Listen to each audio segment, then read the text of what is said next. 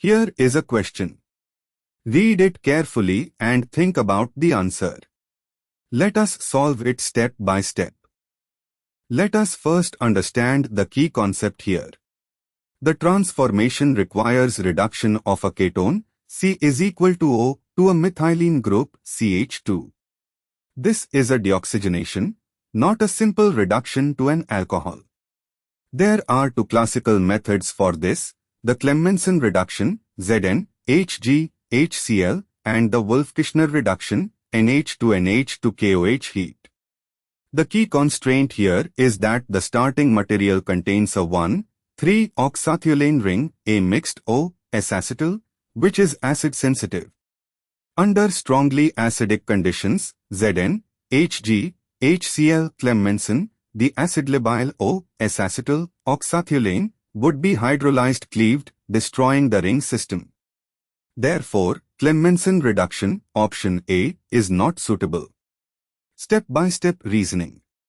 1. The starting material has a ketone on the 6-membered ring and a 1,3-oxathulane mixed acetyl with O and S at the spirocarbon. 2. The product retains the intact spiro ring system, oxathulane ring preserved, but the ketone is converted to CH2. 3. Wolff-Kishner reduction, NH2NH2KOH delta, option B, is carried out under strongly basic conditions. The oxathulane ring is stable to basic conditions, so it survives.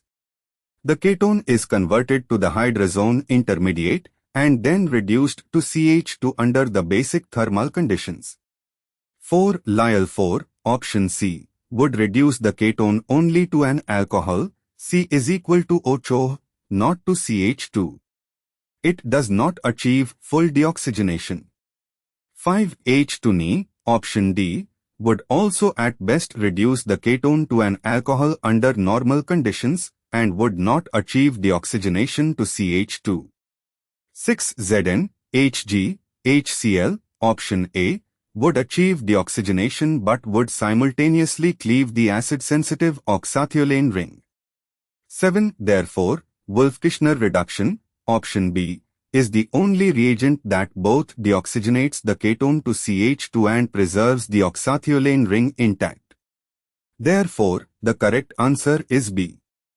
Therefore, the correct answer is option B.